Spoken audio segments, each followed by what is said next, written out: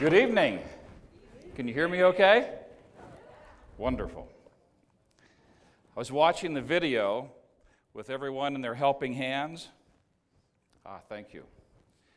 Ramona and I just got back from a 10-day trip to New York and then to Washington, D.C. A week ago Saturday, we did the red eye on JetBlue and arrived in New York at 5:30, and by the time we got to New Jersey to our daughter's home, it was 7:30, just in time to get ready to put on our work boots, jeans, and T-shirts to go to church. Are you with me? Because in that area, the churches are having very abbreviated meetings, and then all going out to the New Jersey shore to help people who have lost just about everything. It is humbling. I don't share this with you so you say, wow, Dave, that's great, you did something like that. That is not my purpose. My purpose is to share with you how humbling it is to see people who have done it week in and week out, Saturday, Sunday, tirelessly, with really frail masks and rubber gloves. My good friend who owns I've Got Mold told me I should be dead. Dangerous. In basements, cleaning out really horrific things. It was humbling to watch people who have not had electricity for 3 weeks, no hot water, no heat, finally get lights on, have us show up and nobody's been there for 3 weeks. We're the first ones. We hauled out pianos, drum sets, guitars, couches, washers, dryers, refrigerators, photo albums, music libraries, all the drywall, carpet, wood flooring, and piled it out on the street to be hauled away. In this area, the homes had half basements, and the water level was 4 feet above the ground level, so it didn't get into the upper floor, but the total bottom floor was gone, and every car in the neighborhood was ruined. Hundreds of cars. The last house we did had this beautiful recording studio in the basement, and there's 15 of us with crowbars just tearing it to pieces. It was tragic to be a part of that. But he said his 3 cars were at the end of the street. We had the privilege after that, spending time with grandchildren, to go to the 9/11 memorial. That was sobering. We've all seen it on television or in a video, but to actually be there with a grandson and explain to him what happened. And then to go to Gettysburg, spend an afternoon in Gettysburg, and then a day at the Holocaust Museum. It puts life into perspective. Now, I have a tendency to not be very funny because I take life really seriously. And I hope you're okay with that tonight. I want to leave you with something that will lift you, not just motivate you. When we motivate, we have a tendency to push something. And when we stop pushing, what happens? It stops moving. I want to inspire you tonight. A word that Kevin Hall shared with me, inspire means to breathe life into you.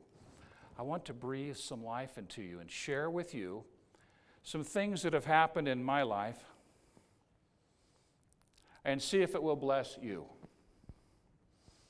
Part of that is having Chad Hymas with us. Those of you who know Chad, he's my hero of all heroes, the real deal, the one who wakes up every morning and faces what he faces, and so courageously. I've traveled with him when we speak. And I've been with him days when he was under very extreme circumstances physically. And yet there was never a complaint, ever. He was nice to everyone. I was ornery, becoming exhausted being with him. I hope he makes it tonight. Jeff, last time we spoke, I found out the next Monday night our neighbor was inviting us all over for this. They called it empty nesters. Everybody in the neighborhood who children are out of the home, we all come together on a Monday night once a month or so.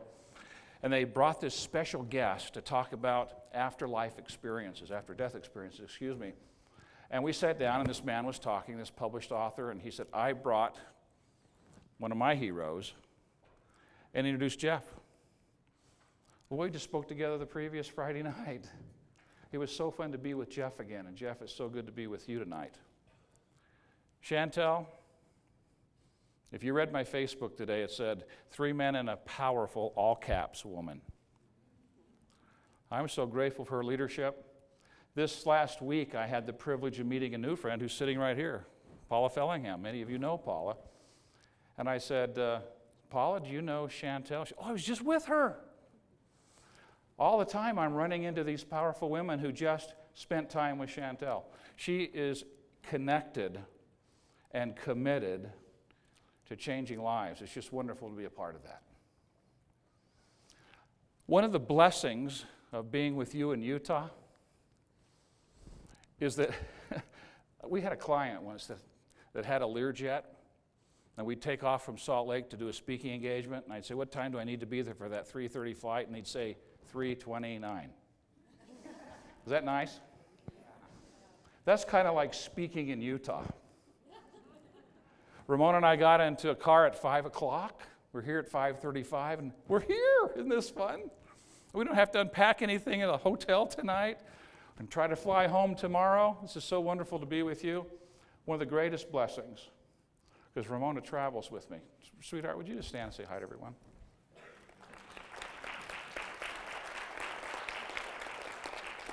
We're able to do that now that our 7 children are grown.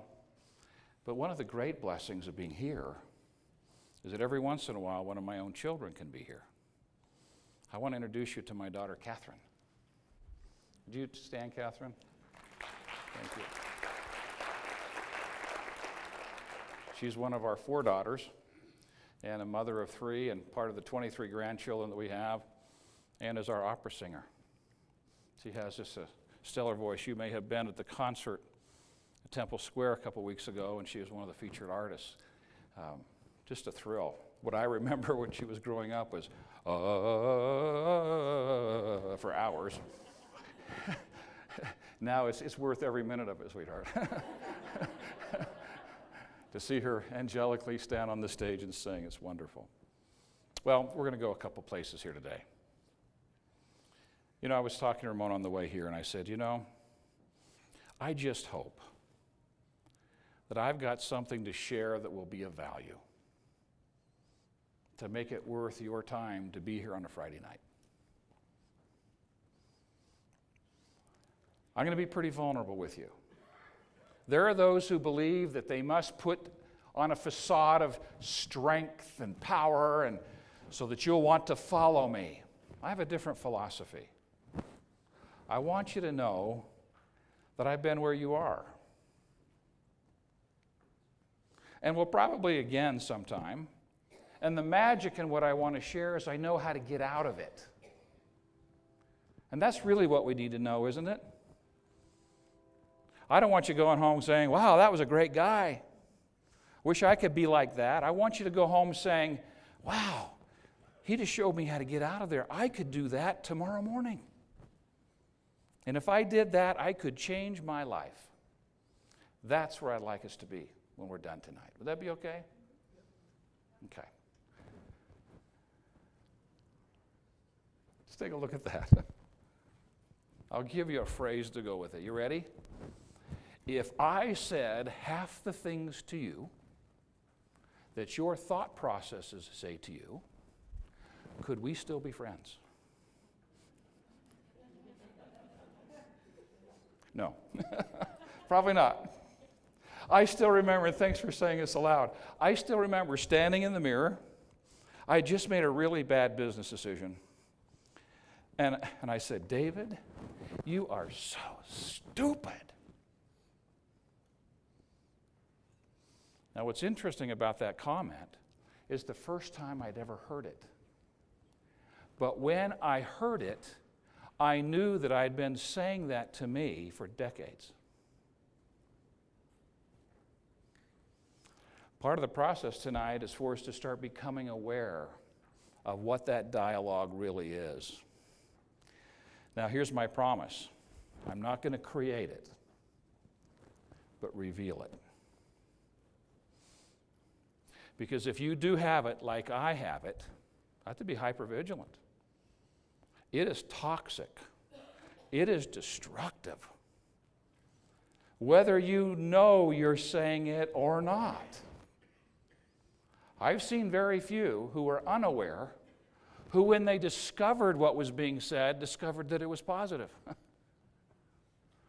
So if you're not hearing, avoiding it does not mitigate the damage. It just leaves you clueless why it keeps happening. So let's go into this space. Would that be okay? Here we go. We'll start off with a giant word. Metacognition. What does metacognition mean? This is one of the greatest gifts that you have as a human being. It separates you from all of the other animals on the planet. When I'm looking at someone in the eyes, the one next over here saying, I'm sure glad that's not me. I really don't know everything about everyone, just so you know. Metacognition. It's the ability, thanks for chuckling, that's great. It's the ability to step back and reflect on your own thinking. To become conscious of what your thoughts are saying, and then be able to do something about it. How many people do you think before they leave this planet actually practice one of the single greatest gifts given to mankind? Humankind.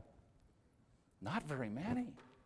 Let us not leave here tonight without making the personal commitment that we're going to live conscious.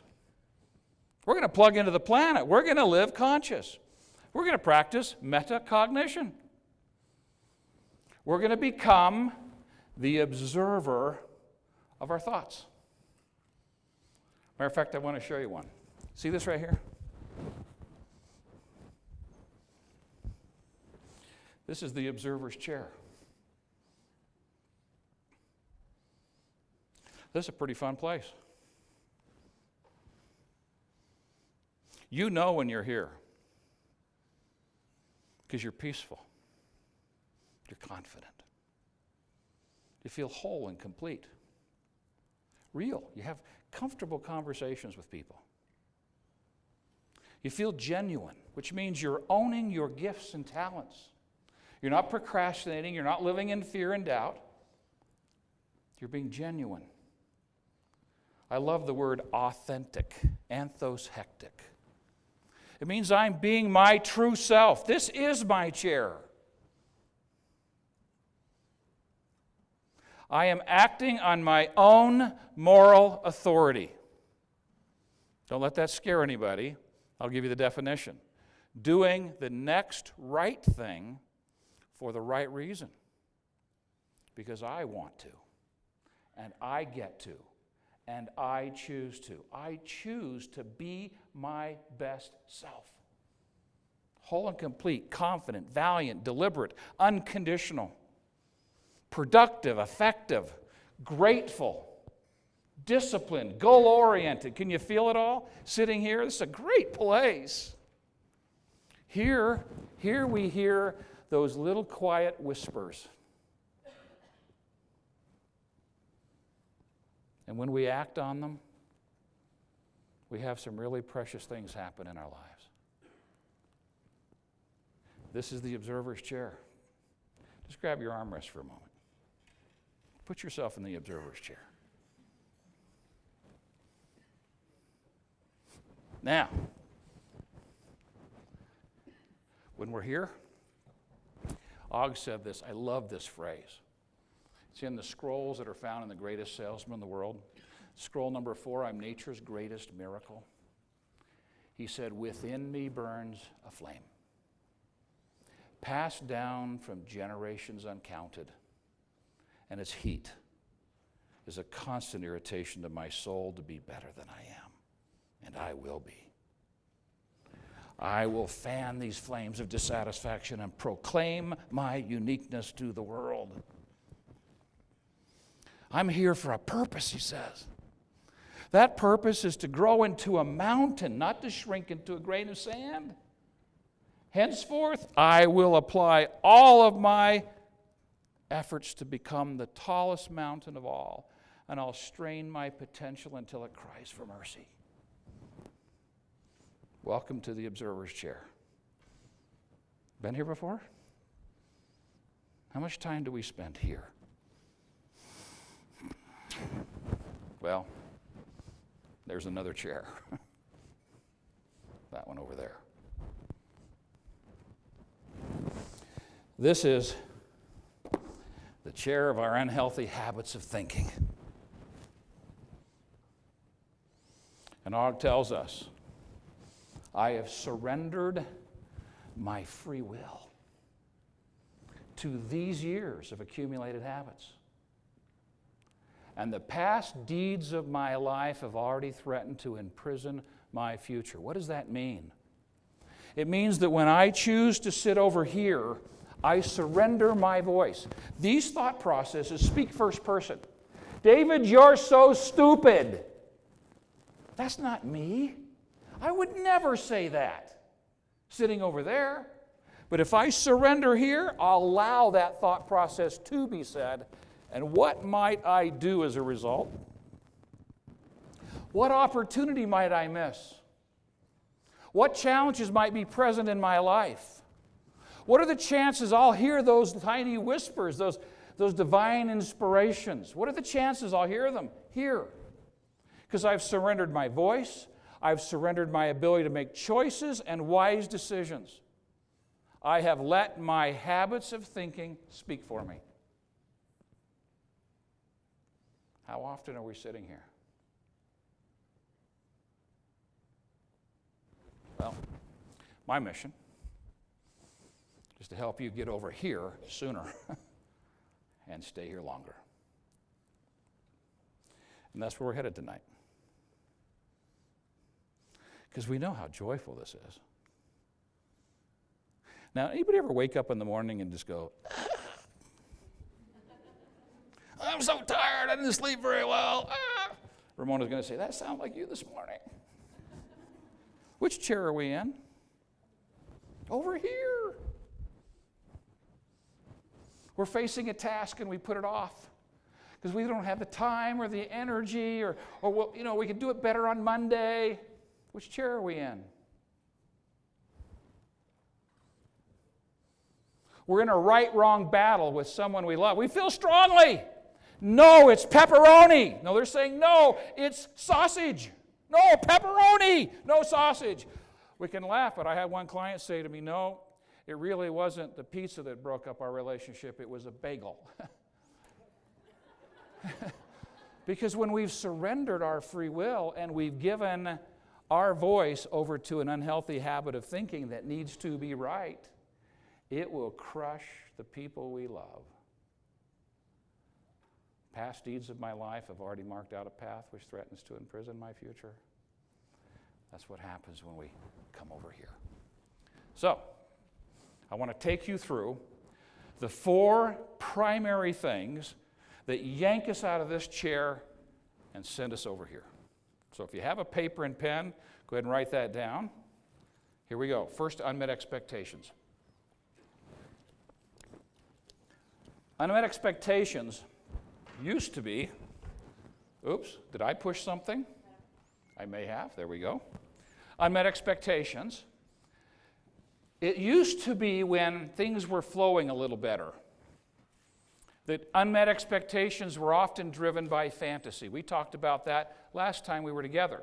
Fantasy is defined simply as I go into the future to a time when my problems are solved, when the money is here, and then I vividly start living out the scenarios of what it'll be like then. I've skipped everything from here to there, all the work. Now, it's wise to get a clear vision, then come back and do the work. But if we go to the event and start living beyond it, that's called fantasy. The sympathetic nervous system releases cortisol. We feel euphoric. Whew, this is fun. We make a dream board. Instead of having it be our target, it becomes a daily destination. We've got the Caribbean on there, so we go scuba diving every morning while we're in the shower. That's fantasy. Challenge is, the instant life shows up differently, the body's going to have an autonomic response. That means it's more than automatic. You can't stop it. You go into fantasy, this will happen. You snort cocaine, you will have a problem. It's that fixed and definite. That autonomic response is the release of cortisol. Anybody know that place? Just do it with me. Go. You've been there, yeah. It's kind of right here in your gut. The mortgage is due tomorrow. Whatever it might be. Then we have the amygdala, that fight or flight center right at the top of our brainstem. And it says, ooh, we need to shut down all the energy in the brain and centralize it so we can put it all into fleeing or fighting. So this army goes up and starts turning off all the light switches in our prefrontal cortex. Brown out. Our memory center, our hippocampus gets shut down. We're rendered emotionally paralyzed. What's the likelihood we're going to like our life? No. All of a sudden we wake up and there's nothing about our tangible existence that gets us excited. We hate our life. We're focused on trying to figure out how to make money. And if anybody's been focused on how to just make more money, they discover that money just runs away. You don't attract it by seeking it. We start running around like a chicken with our head cut off. We're busy, busy, busy, exhausted, and never ever really moving ourselves forward because our mind's trying to figure out how to create today what it's already experiencing. I'm just going down some measurements from the assessment in my mind while I'm sharing this with you. Watch the sequence for unmet expectations. I have a vision. Life is not showing up that way. And the natural tendency is to turn inward. Inward. And we start saying, what's wrong with me? I can almost touch it. I can almost taste it. Why can't I have it? It looks like everybody else does. Do they really? No. Not really. But we turn inward. We question our worth and our worthiness. We question our ability. We question our belief systems. We get defensive when people don't agree with us. We start sacrificing our time and our energy and even our well-being to somehow prove we're okay. And there can reach a point where we can be so exhausted in this process of expectation, frustration, beating ourselves up. I just put this in the new book that's coming out next week. We may be driving down the street one day and saying, I don't want to commit suicide, but if I got hit broadside and killed, I'd be okay with that.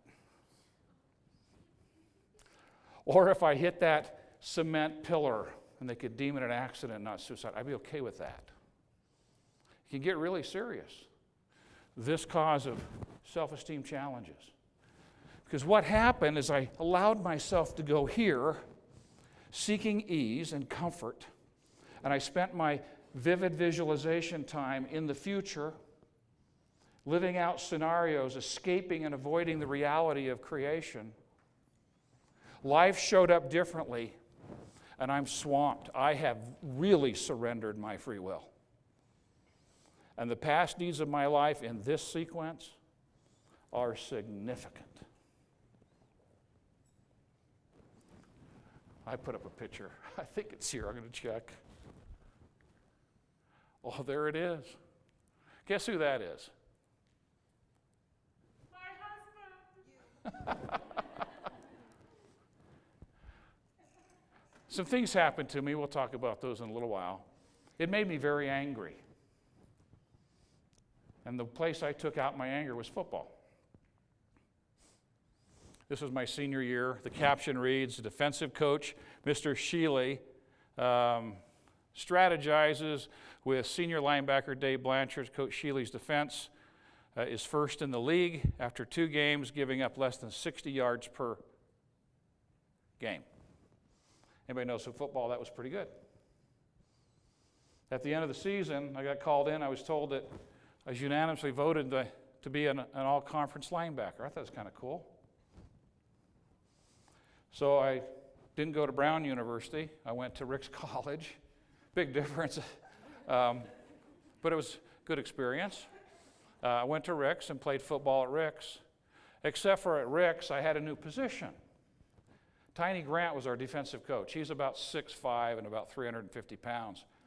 And it was cold that winter. It was so cold in one practice, I'm going, what's wrong? My face mask had broken off. I mean, it was that cold. This is ridiculous. Coldest winter they'd had in 50 years. And I'm going, what am I doing here? I don't even start. It's not I don't even start. I usually don't even play. And we're sitting there frozen, and we're ahead by 50 points, and he turns to the bench and says, is there anybody that hasn't played? That was my new position, the guy who hadn't played. So I got to play.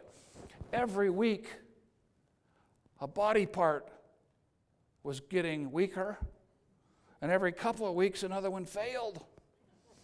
I'm sitting on my bed in the dorm, and my ligaments in my right ankle are gone. I've got a torn ligament in my left ankle. My right hand, you can still see where it's broken, is in a cast. My shins are so sore, I spent a week on crutches. My left shoulder's been separated for the second time in 2 years. And I'm going, I'm not going to be Nick Bonacani with the Miami Dolphins. My 5'11", 200, do you remember? 5'11", 210-pound linebacker. I had that. If I took enough steroids, I could get there. I didn't want the kids to hear that, but choice. Sometimes the expectations that cripple us aren't unreasonable. We spend our life working toward them. The most traumatic I'm seeing today are people who have built businesses over decades. And this economy has eroded the financial foundation. They've gone through their savings, their credit lines, their retirement plans, and things just don't seem very relevant. It is so incredibly painful. It's not unrealistic to expect it to be different, but it's not. And so they still feel that anxiety, and they turn inward.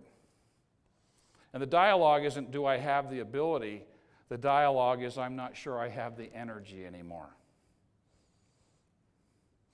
Last time when I was sitting here, I built that with passion. I worked without counting the cost or tracking the time. But this time I know what it's going to take. And I'm not sure I can do that.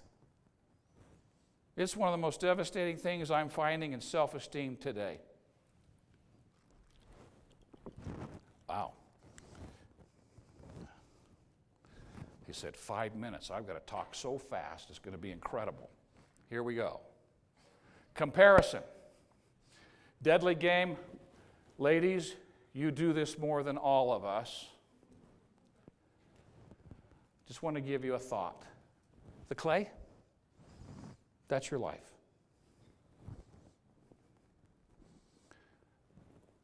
That's your body type. That's your weight. Men, that's your education. This is your current financial situation, your relationships. This is your clay. How many of us play life like this?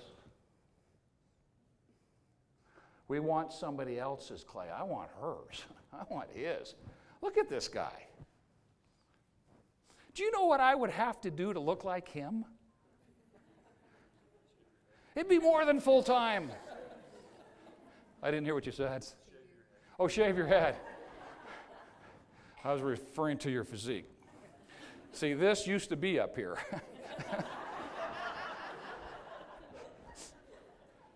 Let us tonight make a decision. Let us take whatever circumstances we're in, no matter how horrific they might be, they are ours. We don't get somebody else's clay. We just don't. We can resent and resist and be angry and frustrated, but this is our clay. Let us own our clay. Take it and create the most we can with it. Because here's my promise to you. When you choose to take your clay and build with it, you'll be given more clay. But the giver of clay will not give you more until you fully value and maximize what's already been given. You will always be given more. But we must first look here. Next, traumatic events. Wow, I got this picture out today. First grade, 6 years old. It was a year after my nightmare ended. My dad's in Chicago. My mom's working. He's going to school. And we're put in the care and keeping of this couple who couldn't have children, but loved children. And they were wealthy. My parents were as poor as church mice. They bought us gifts. We had Santa Claus at our little apartment. We cooked with a popcorn popper. We had Santa Claus at Christmas time. We always had nice clothes to wear, my sister and I. Problem, they were pedophiles. I look back and just look at his face. I was given a gift, and I write about it in the new book. At 6 years of age, I'd spent the summer with my grandmother. And she had a log cabin syrup tin. You ever seen one of those? Remember those, the old days? She collected pennies for like 50 years in this thing. And that summer, I was like the first one to ever be able to open up, dump it out. She got me the coin books. I filled up these penny coin books from what was in that log cabin, even some of the rare ones. All of the steel ones from the war were there. I loved coin collecting. And one night I had a dream. I had a dream. And in that dream, I was walking down the 3 steps in our little house, and right there in the backyard, I just knew there was a treasure buried right there. I just knew it. I can still remember the dream like it was yesterday. I was 6 years old. I started digging, and about 3 feet down, I hit something hard, and I lifted off the top. And this is a 6-year-old, to appreciate what was in it. It was full of quarters. And I dug my fingers down in, and I just let that booty go through my fingers. It was just wonderful. I was the richest man in the world. You know, I never fully understood the dream for another almost 50 years. But this I knew. Every time I remembered it, and it was always ever present. It brought me peace.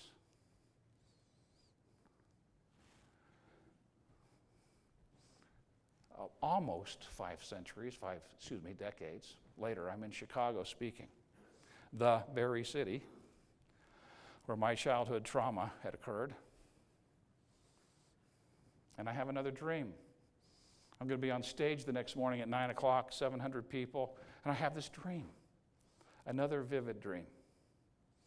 I've shared it with some of you before, but very briefly, and I'll conclude this tonight. I'm dragging a sack. A man is coming toward me. I want to connect with him. I'm told to empty the sack. I don't want to look what's inside, but I do. Pile of silver orbs. Pick up the most painful. You know which one I picked up? I had been avoiding it that entire time. And I was asked, is anyone else suffering from a similar wound? Yeah. Grave it on your heart. Next thing. Quite a pile. When it was done, I felt a sense of ownership. I didn't want what happened to me when I was a child. You may not want what's happened to you with a job or finances or relationships, but it did. The question isn't why me? The question you want to leave here tonight with is anyone else suffering from a similar wound? then if so, why don't we shift focus from self to others?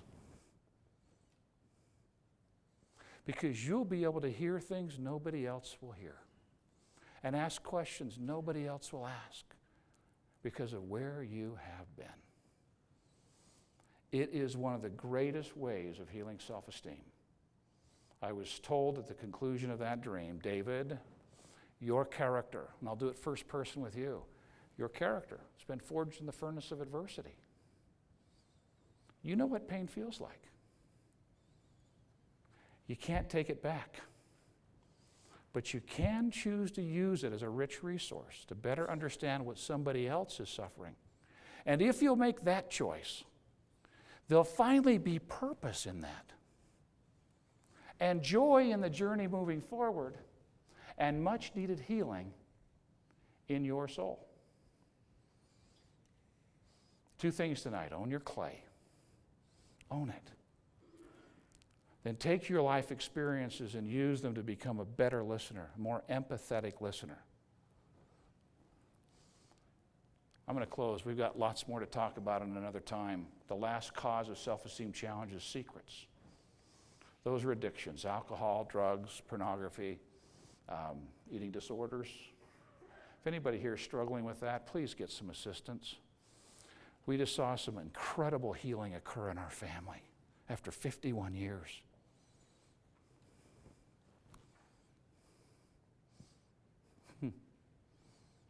I did not want my father to die carrying the anger that he had.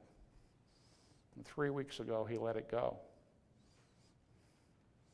because the person made the decision and made the amends. It can be healed. So if you're struggling, no matter where you are in life and how long it's been, it can be changed. There is damage. Don't really question that, but it can be changed. Well, I'm going to end there tonight. We could talk a lot more about how to heal self-esteem, but if you want to know, go see Ramona. We're offering tonight an opportunity for you to buy the book, The Observer's Chair. And we'll ship it next week to you.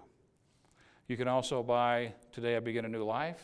If you want to help me get it out to the world, you can buy 10 copies for Christmas presents and get a huge discount tonight. But go out and see Ramona and see how we can serve you.